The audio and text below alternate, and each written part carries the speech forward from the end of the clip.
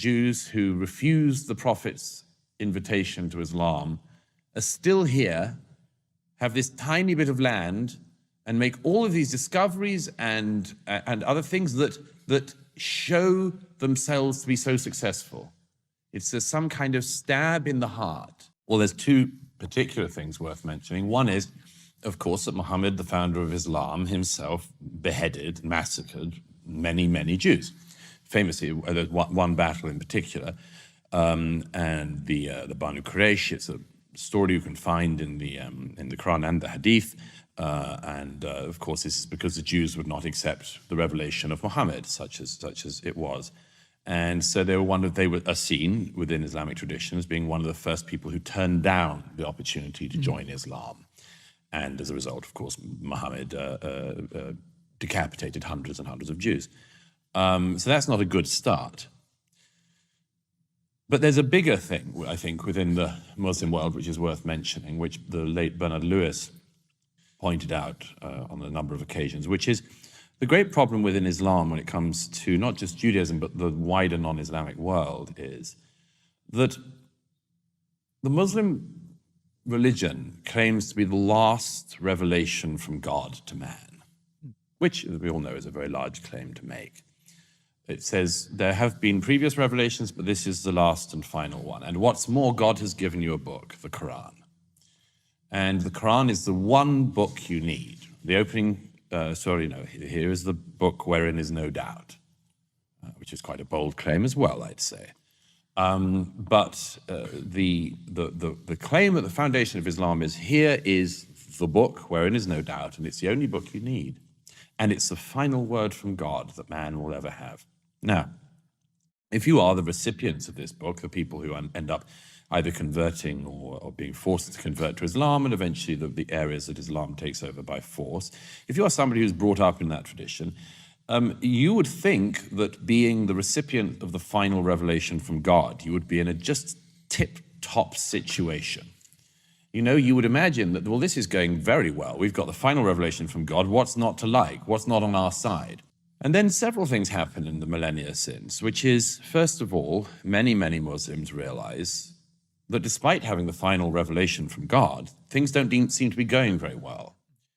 Until oil is discovered in certain parts of the Middle East, most people live in total destitution. The discoveries and enlightenments of Europe largely passed the Muslim world by. This shouldn't be exaggerated. Certain parts of the Muslim world, of course, give the Western world certain parts of what becomes the Western European tradition. So there were times of interplay. There were times of mutual learning. And now, of course, everyone looks back at them, or many people look back at those times with nostalgia. Nevertheless, in the main, the Muslim world cut itself off from the rest of the world and didn't care to learn from the rest of the world, didn't improve the economic conditions of its people, totally failed to create societies anything like as successful as, for instance, European societies. And therein a question arises, which is, if we are the recipients of the final revelation, why is everything so awful where we live? And then you have the additional thing, which is, and how come the Jews return or re-establish of course, many Jews are already living in the area that's now Israel, but already lived there, but many others come from other parts of the world, including from the Middle Eastern countries where they're chucked out by the governments in 48 and so on. The Muslim world sees this tiny, tiny bit of land, which, among other things, is the only bit of the Middle East that doesn't have any oil. And they make of it a much more successful country than any of the countries around. Now, if you create a Palestinian state, you just have another failed Arab state, another failed Muslim state to add to the more than 50 already failed Muslim and Arab states. What is the explanation that the Jews who refused the Prophet's invitation to Islam are still here, have this tiny bit of land, and make all of these discoveries and other things that show themselves to be so successful? It's some kind of stab in the heart. And instead of saying, we're doing this wrong, the thing is, the Jews are doing something right, and that must mean that they've rigged the game.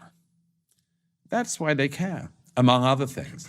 And it leads to the deep pathology of anti-Semitism, which has been largely eradicated in Europe among Europeans, not entirely, but largely. There are still some bits of the far right you can find across Europe, and occasionally in the UK with a sort of the whiff of this noxious thing still emerges. On the left, of course, it's much closer to the boat. But principally anti-Semitism in our own day, of the kind that we hoped had ended with Hitler, exists and indeed thrives in the Muslim world. And the Muslim world is now in our world in Europe, and so we have the Hitlerian horrors of anti-Semitism back. Jealousy, frustration, excuses. Some of the things that are driving the tremendous hatred towards Israel. And the excuses thing is interesting, and you'll be surprised how crucial it is for them, for our neighbors, countries like Egypt, Jordan, Syria, especially Egypt. And I talked about this in my vlog there when I went to the museum, where they had to show essentially that all the wars they lost to Israel could not possibly be because Israel fights better, is more organized, has a more professional military, and so forth. But it must be because of some like treacherous attack, or the European powers, the colonial powers aiding Israel, and that's how they won. It's a real thing. The pride in the Arab world when it comes to wars, it sounds silly, and to me it's silly, and people here in Israel don't care. Like, really, people don't care what happened in a war 60 years ago, that we won or lost. We don't go and like, "Ugh, we won, we're stronger." No, people don't care. They care so much about that, right? That's the most important thing. Then come all the, better economy, technology, this. But the fact that they lost wars to Israel, that they always lose to us, it's a real hard thing for them to deal with, for the Arab neighbors and for the Muslim world. Think after centuries of fighting also the Christian world in a crucial like battle of civilizations, they ended up losing. The French, the Germans, the British ended up completely dominating the Middle East, right?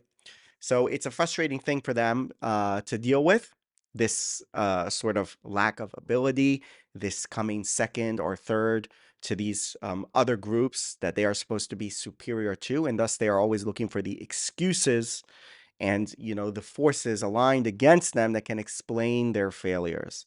Very relevant here with the Israeli-Palestinian conflict, constantly talking about how Israel is like propped up by the international whatever, by the media, by the foreign powers, by the United States, and that's why they can't destroy Israel.